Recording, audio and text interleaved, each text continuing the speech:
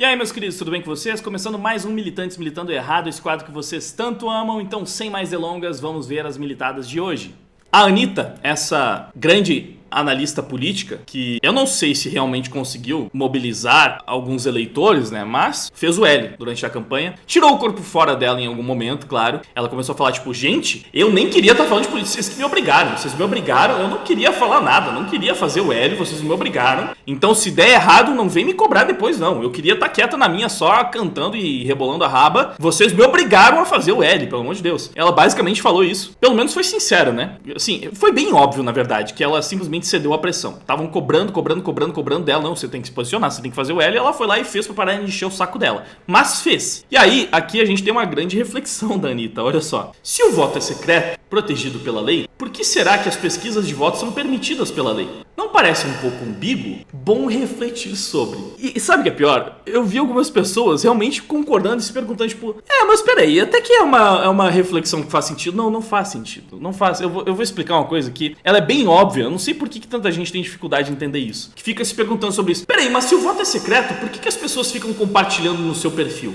Se o voto é secreto, como é que as pessoas podem fazer pesquisa e podem perguntar pra outra qual que é o voto, em quem que ela vai votar? Então, o voto, ele é secreto no sentido de que você não é obrigado a falar se você não quiser. Você pode manter o seu voto em segredo e você tem o direito de não compartilhar com ninguém o seu voto, de manter o seu voto só pra você. Mas ter o direito de manter o seu voto em segredo não significa que você é obrigado a manter o seu voto em segredo. Essa é que assim, o Eli às vezes fala sobre isso, que o brasileiro, não sei se foi o Eli, é uma citação de alguém, mas que o brasileiro tem dois neurônios, o contra e o a favor. Então é aquela parada, parece que para as massas, ou uma coisa tem que ser proibida, ou ela tem que ser obrigatória, né? Não existe o meio termo. Não. Se uma coisa é boa, tem que ser obrigatória.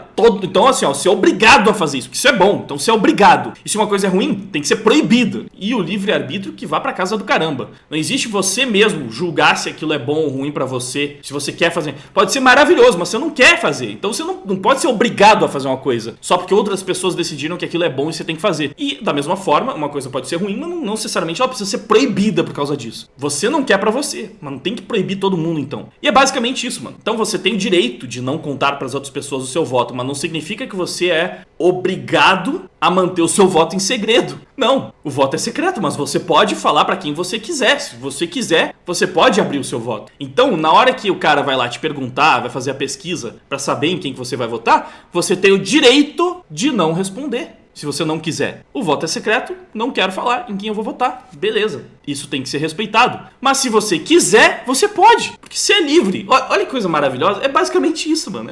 Não era pra ser um conceito complicado. Mas realmente tem gente que não entende por causa dessa coisa. Tipo, não. Ou é obrigatório ou é proibido. É contra ou é a favor necessariamente. Não pode ser uma questão com mais nuances do que isso. Porque senão, pifa, o cérebro já não funciona mais, não consegue acompanhar.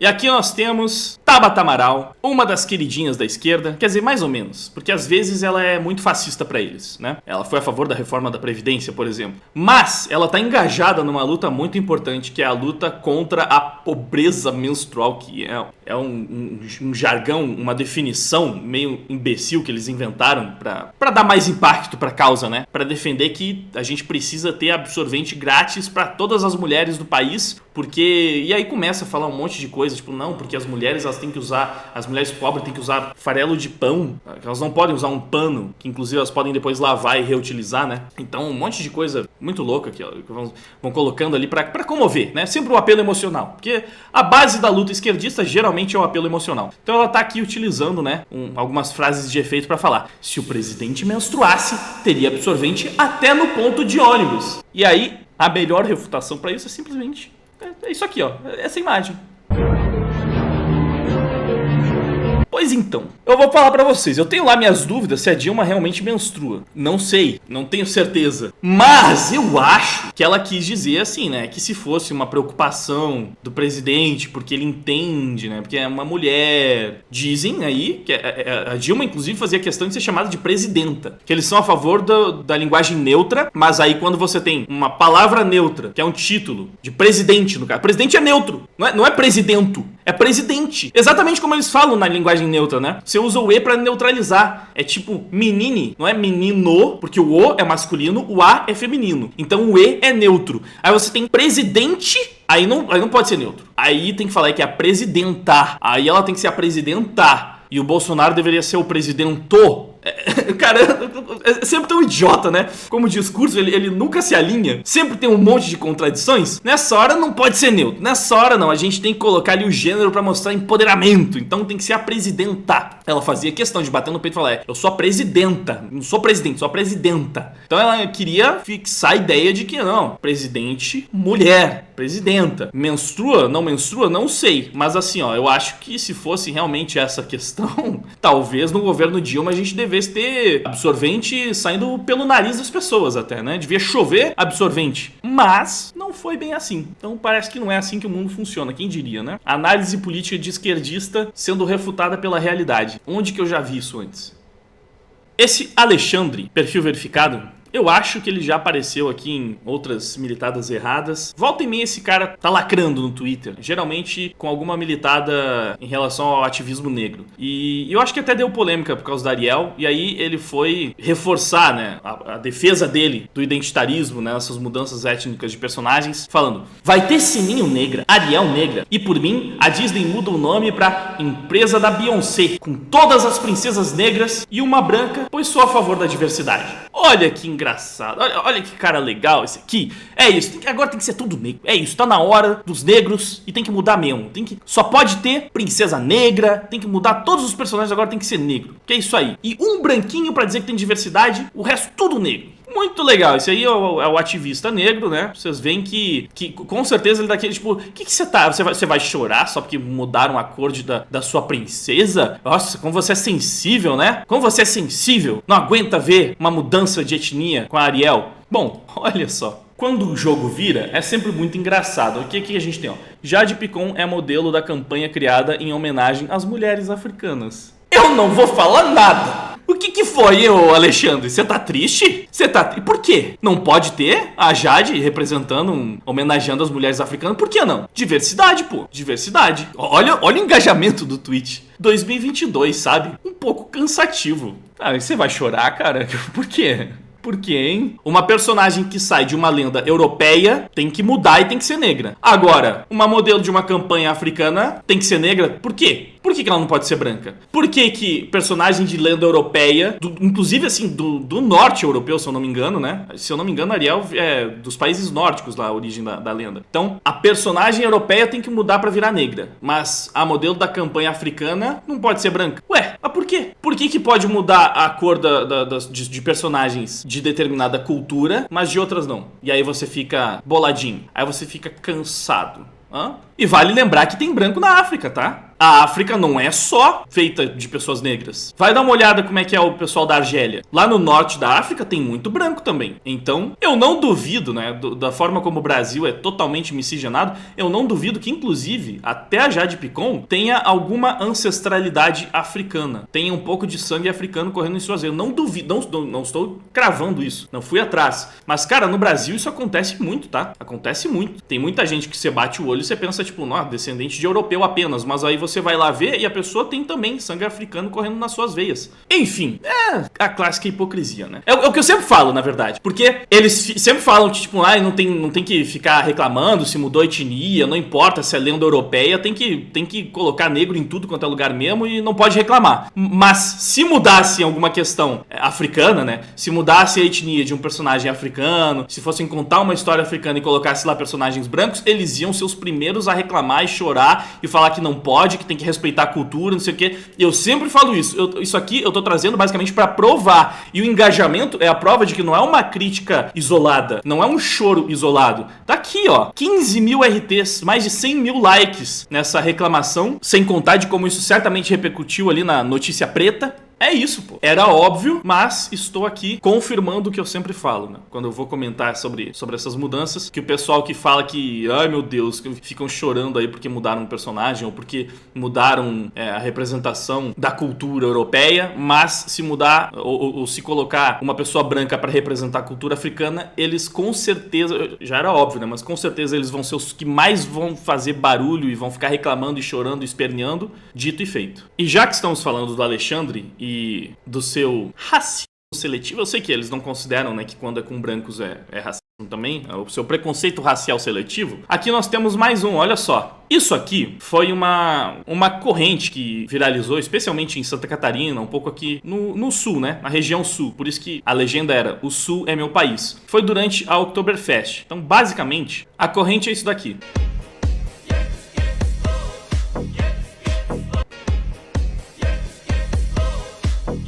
São meninas, geralmente, dando uma voltinha e se caracterizando para a Oktoberfest, exaltando a cultura alemã. É um evento que é bem forte em Blumenau, especialmente, né? Mas também acontece em outras cidades aqui da região sul. E aí tem lá a legenda, o sul é meu país, e eles estão comemorando a Oktoberfest e exaltando a cultura alemã, exaltando um pouco da própria cultura. Só que aí não pode, né? Aí não pode. E aí tudo bem você sacanear, você menosprezar a cultura alheia, você fazer esse tipo de piadinha racial. Geralmente, ó, pensei que era a mesma menina girando com roupas diferentes. Ai, porque são todas iguais, né? Um monte de menina branca girando com roupinha de alemã. É tudo igual, tudo a mesma coisa. Eu não consigo ver a diferença. Pra mim, meninas brancas são todas iguais. Meninas brancas, meninas loiras, é tudo a mesma coisa. Eu não consigo ver a diferença. Imagina uma corrente exaltando a cultura africana, com um monte de mulheres negras se caracterizando,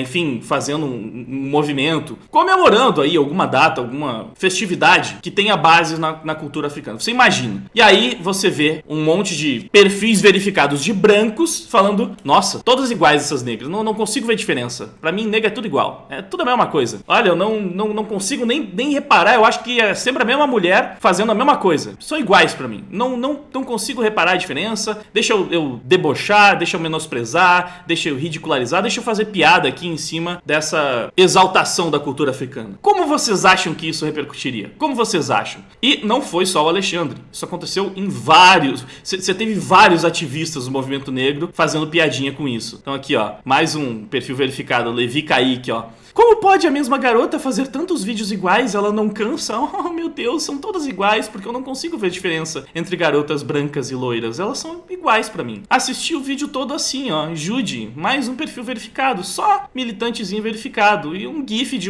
a BBB lá, que venceu o Big Brother. Uma mulher negra com uma carinha meio de nojo, né? Meio de, meu Deus, coisa ridícula isso que você tá fazendo. Olha só essas meninas brancas passando vergonha na internet. E teve o João Luiz Pedrosa, mais um ex-BBB. Aquele episódio de Atlanta. Eu achei engraçado esse aqui, especialmente, zoando, né, as meninas brancas do sul, zoando indiretamente características físicas dela. E pra quem não sabe, eu até peguei aqui a referência, ó, aquele episódio de Atlanta. O que é Atlanta? Isso aqui, ó. Atlanta é uma série justamente sobre questões raciais. Então, é uma série com uma forte temática racial, ó. Série disponível na Netflix, de extrema importância. A obra-prima do ator, diretor, roteirista, comediante e músico Donald Glover fala de maneira direta da realidade das pessoas negras nos Estados Unidos. Então, pra vocês que não pegaram, tipo, é uma brincadeirinha racial que ele tá fazendo. É justamente fazendo uma comparação com uma série extremamente racializada, né? Seria tipo aqueles comentários, tipo, nossa, isso é muito Black Mirror, só que ele tá falando de uma série com um teor racial, pra criticar, né,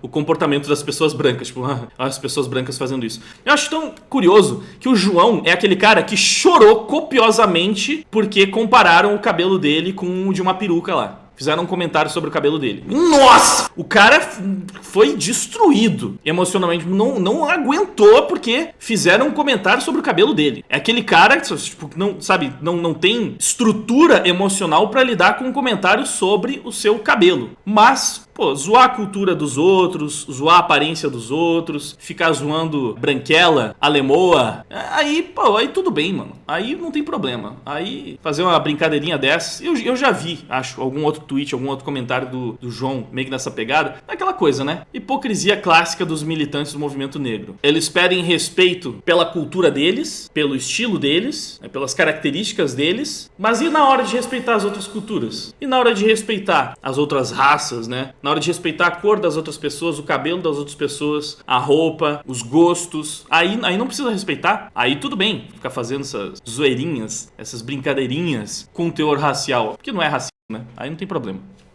E nessa pegada racial nós temos essa declaração incrível do Bruno Galhaço, ó. Nós, brancos, não somos os heróis, nós somos os vilões. Isso aqui, mano, é basicamente, né, a síntese do que prega essa militância, esse ativismo. É exatamente isso. É sobre isso, como eles adoram falar. É sobre vilões e oprimidos. Então como é que você vai me falar que não é um movimento de ódio? Como é que você vai me falar que não é um movimento de preconceito? Que não é um movimento inerentemente racista? Quando o que vai colocando na cabeça das pessoas é exatamente isso. Nós brancos, nós somos os vilões. Os brancos são os vilões. É legal ser o vilão? É uma coisa positiva? Você colocar toda uma raça como vilã da história? Você é vilão por causa da sua cor. Você é branco, você nasceu vilão. Você já não importa o que você faça. Você pode ser uma pessoa exemplar ao longo de toda a sua vida. Você pode ajudar os outros. Você pode salvar uma pessoa.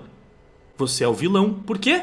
Por causa da sua cor, mano. Você tem cor de vilão. A sua raça, mano. Você nasceu vilão. Não importa o que você faça ao longo da sua vida, você sempre vai ser o vilão. E o que você tem que fazer então? Você tem que se humilhar, você tem que se rebaixar, você tem que ser uma pessoa boa como o Bruno Galhaço e reconhecer que você é um vilão. Aí você tem que transformar sua vida em ativismo. Tudo que você vai fazer é em nome desse ativismo pra tentar reparar um pouco dessa dívida histórica. Cara, presta atenção no que eu tô falando. Não é incrivelmente saudável esse pensamento? Não é uma coisa impressionante, assim, incrível? Não é uma coisa boa de levar para as outras pessoas, realmente? Dividir o mundo entre vilões e oprimidos, fazer com que os brancos se sintam mal porque eles são os vilões, então você tem culpa, você tem que carregar, sabe, todo esse peso histórico nas suas costas de ser uma pessoa ruim por natureza por causa da sua cor, enquanto você coloca os negros na posição de ressentimento, né? Na posição de rancor. Aí você tem um sentimento ruim pros brancos, porque eles se sentem mal, eles se sentem culpados, e os negros, eles se sentem ressentidos, eles se sentem rancorosos e eles têm que cobrar a dívida. O que isso cria? Em grande escala, quando você cria toda uma estrutura, né? Quando você basicamente faz uma engenharia social, né? Você coloca isso na cabeça de boa parte das pessoas de uma sociedade, o que você está criando se não uma guerra étnica? Você está jogando uma raça contra a outra. Na natureza do pensamento da ideologia, você está fazendo isso. Você está fazendo justamente as pessoas se odiarem. Elas não podem, mas tem um vídeo, eu não vou mostrar aqui, é um vídeo que também é em inglês, mas foi feito um experimento. Era para ser uma coisa educativa, mas pegaram crianças você encontra esse vídeo no YouTube se você procurar. Pegaram crianças de uma sala, de uma turma, de uma escola e colocaram elas para disputar uma corrida. E é incrível, porque no começo do vídeo as crianças elas estão brincando todas juntas lá, sabe, interagindo de boa umas com as outras. Então, como crianças, geralmente estão fazendo brincadeirinha, todas elas estão rindo, felizes. Oba, hoje vai ter uma dinâmica diferente na sala, então a gente vai apostar corrida, vai ser uma coisa divertida, né? Só que aí, o que eles fazem nesse experimento? Eles falam, a gente vai mudar a posição de largada de vocês com base em algumas perguntas que nós vamos fazer pra vocês. E aí, fazem perguntas raciais. Tipo assim, quantos vocês já ouviram algum comentário sobre a cor da pele de vocês? Seja pra vocês ou pra família de vocês. E aí, quem já ouviu um comentário assim, dê um passo pra trás. E aí, os negros, né, geralmente eles vão dando um passo pra trás. E aí, enfim, eles vão fazendo várias perguntas assim pra separar as pessoas. Pra falar que elas não partem de um ponto de igualdade, né? Que a corrida não é justa. E aí, basicamente, eles vão separando a turma, no fim das contas, colocando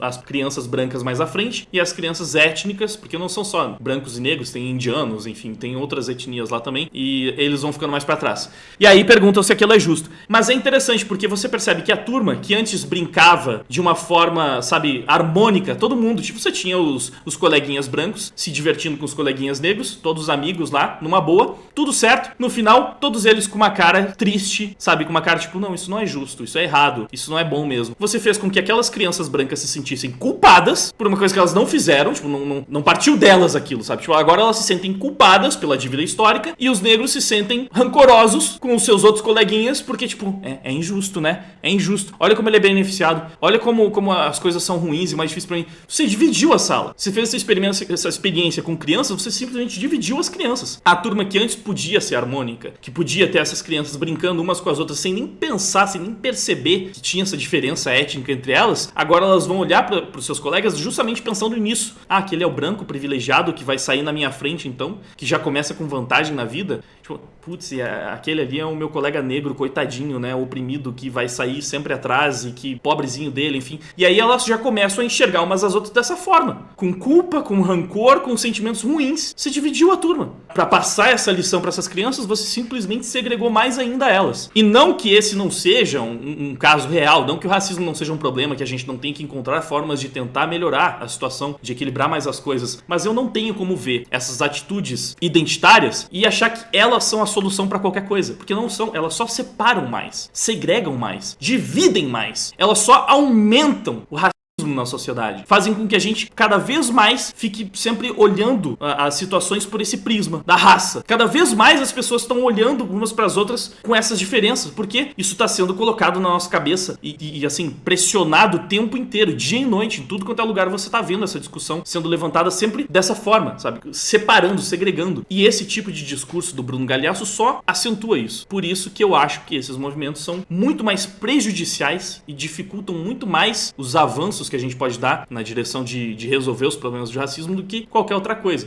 Enfim, já ficamos tempo demais nessa. Vamos pra outra, que meio que tá no mesmo assunto ainda, ó. Érica Januza é criticada após publicar primeira foto com o namorado. Vergonha namorar um branco. Isso aqui é o que eu tô falando. É isso aqui que você planta progressismo, você planta identitarismo, você colhe isso aqui. Vergonha namorar um branco. Resolvemos o problema que aqui, no Brasil nem era tanto assim, né? Essa coisa tipo, ah, nossa, você vai namorar uma pessoa negra. Não, você não pode namorar uma pessoa daquela cor e tal, né? Um problema racial muito feio que se tinha realmente, tipo, esse preconceito. Então, os brancos, eles tinham esse preconceito, tipo, não. No Brasil, como eu falei, isso é muito mais nos Estados Unidos. O Brasil sempre foi muito mais misturado, miscigenado. É normal você ter famílias com pai branco, mãe negra, ou o contrário, ou o avô é negro e a avó é branca, e tem um indígena, e aí tem um alemão, tem um português, tem de tudo, tem um japonês, tem um asiático. Sabe, a gente sempre foi muito misturado. Só que agora tá cada vez mais impregnada essa ideologia importada dos Estados Unidos, e você tem esse tipo de fenômeno.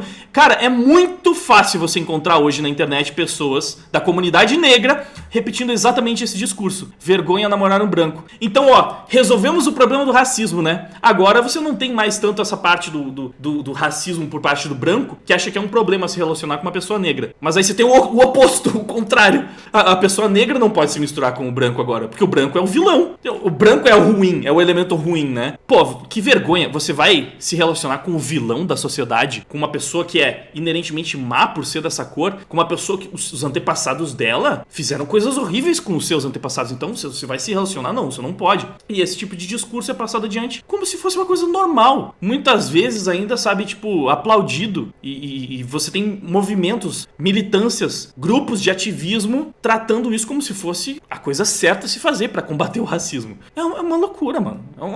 Sabe, a esquerda, ela normaliza a loucura. Basicamente é isso. As pessoas olham... Isso aqui é um completo absurdo e é normal dentro desses movimentos dentro dos grupos de ativismo negro. Aqui, ó. Saiu na Caras, perfil verificado. Essa mulher deveria se envergonhar por ter se relacionado com um cara branco. São os antirracistas aí, ó. E eu falo que isso é importado especialmente dos Estados Unidos, né? Olha só. Chicago High School introduzirá sistema de classificação baseado em raça. Estudantes negros serão os principais beneficiários da política. Uma escola de ensino médio de Chicago está implementando critérios de classificação baseado em raça para ajustar as escalas de classificação da sala de aula para considerar a cor da pele ou a etnia dos seus alunos. Em um slide usado em uma apresentação na qual a política foi anunciada, afirmava que as práticas tradicionais de classificação perpetuam a desigualdade. Então, como que a gente vai resolver a desigualdade? Vamos tratar tratar os nossos alunos de forma desigual, né? Tratar os desiguais na medida das suas desigualdades, para aí chegar na igualdade. Mas como que isso funciona exatamente? Dentro da sua raça, os alunos não serão disciplinados ou perderão as notas por falta à aula, se comportar mal na escola ou por não entregar as tarefas. Então, basicamente, se o aluno for negro, ele não vai ser disciplinado e não vai perder nota se faltar à aula ou se comportar mal, ou se não entregar as tarefas. Vocês acham que isso realmente é um incentivo para que a gente corrija a desigualdade? Você tratar os negros como café com leite. Você tratar os alunos negros como se eles não precisassem ser disciplinados, como se eles não pudessem ser punidos por mau comportamento. Isso é um incentivo à mediocridade, ao comportamento ruim, ao comportamento tóxico. No fim das contas, a situação, se ela já é ruim de partida, ela tende a ser pior ainda, né? Você está ensinando basicamente que os brancos eles precisam ser disciplinados. Os brancos eles precisam ser cobrados para ter um desempenho melhor. Eles precisam ser cobrados para não faltar aula, para entregar tarefa, para se comportar bem. O branco ele precisa ser dessa forma. Ele precisa ser o mais disciplinado e bem comportado possível. E o negro não. O negro foda-se. Ele faz o que ele quiser na sala de aula, que não tem que ser cobrado de forma alguma. Não vai perder ponto, não vai perder nota. Vai passar de qualquer forma, porque sim. E isso de alguma forma vai corrigir positivamente alguma desigualdade que se tenha na nossa sociedade? Estudantes negros terão mais liberdade, enquanto seus colegas brancos e asiáticos não receberão tal clemência. Ah, que incrível, hein? Cara, as pessoas que pensam nesse tipo de medida, que endossam esse tipo de medida, são as mais racistas de todas. A pessoa que realmente olha pra isso e pensa, não, mas é que tem que ser assim mesmo. Essa pessoa, ela vê o negro como um completo inapto, né? Como uma pessoa que não pode ser educada da mesma forma que as outras. Tem que ser tratado como café com leite porque...